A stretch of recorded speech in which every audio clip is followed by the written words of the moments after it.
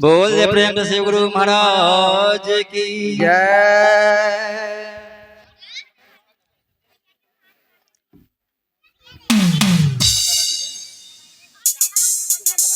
अरे हमारा ही शिव गुरु के अरे श्रावणी सुरतिया जिला हिलवले बा। आपका समझी से सूतना सावन ऐसे से कर कथी सुने ला कहले जब फरमाइश होता सही हो तो हिंदी गाना हां होलियो होखे एक आदमी भोजपुरी आ गया हिंदी वाला एमे कुछ भोजपुरी वाला आदमी है तो सब के लेकिन चले के होता है। अरे के आदमी का किया तब मैं सब फेर देबै काला पे जानबे मिक्सचर बना देबै टेंशन ना ना लोड़ोगा तो के देना।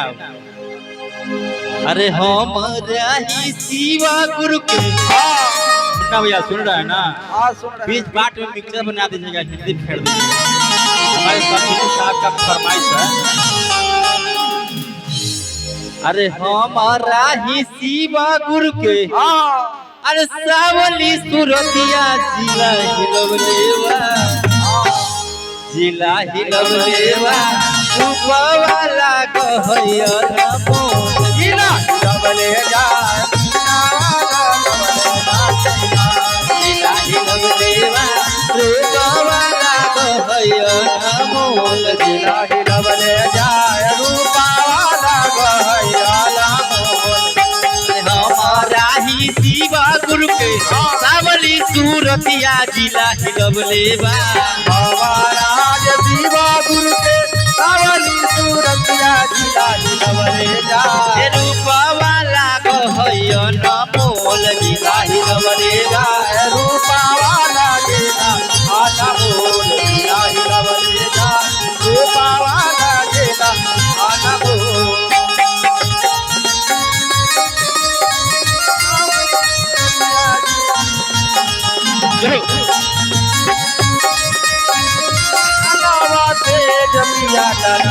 कम में चलाइए सब जाके बेचारी कह रहे हैं कि सब चीजें साहब है कम में चलाइए सब जाके धाका धाका कर ना करे जपिया अरे रोड में कवरियन के भीड़ लगल कमे चलावा से जपिया ड्राइवर हो पिया ड्राइवर हो धाका धाका कर ना करे ड्राइवर हो धाका धाका कर ना करे। भैया ना बोल जिला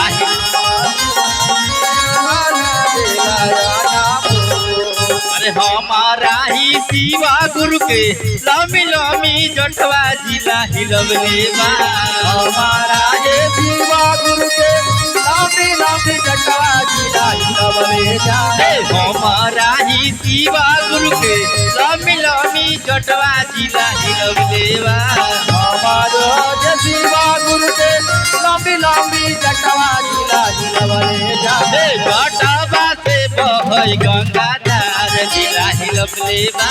जटवा से बहै गंगाधार जिला हिलवले जाए रूपवाला कहैया नमोल जिला हिलवलेवा रूपावाला कहैया नमोल जिला हिलवले जाए।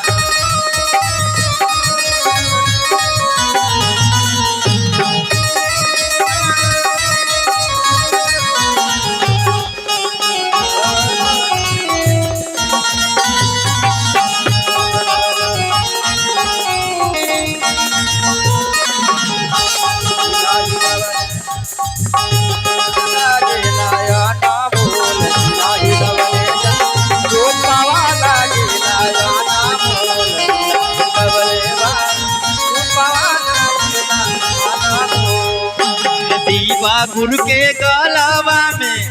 बाबा के हरवा जिला हिलवलेवा शिवा गुरु के गलवा में बाबा के हरवा जिला हिलवले जाए शिवा गुरु के गलवा में बाबा के हरवा जिला हिलवले बा शिवा गुरु के नावा में सपवा के जटवा जिला हिलवले जाए ए नगमा छोरला फुफकार जिला हिलवले बा सपवा छोरे ना पोपाकार सपवा छोरेला फुफकार जिला हिलवले बा सपवा छोरे ना पोपाकार जिला हिलवले जाए सपवा छोरेला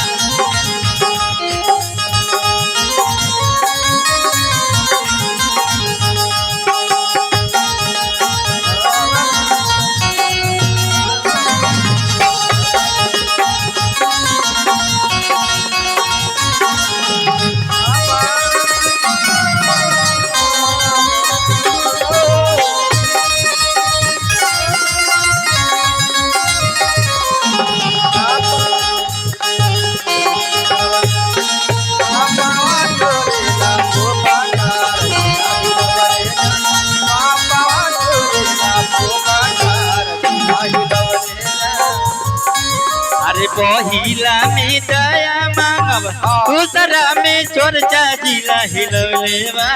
पहिला में दया मांगो दूसरा में चर्चा जिला हिलवले जाए पहिला में दया मांगब दूसरा में चोरचा जिला हिलवले बा पहिला में दया मांगो दूसरा में चर्चा जिला हिलवले जाए तीसरा में मन करना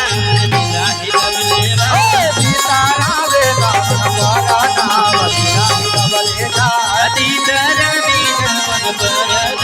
जिला हिलवले बा सीतारा वे हमारा नाम जिला हिलवले जाए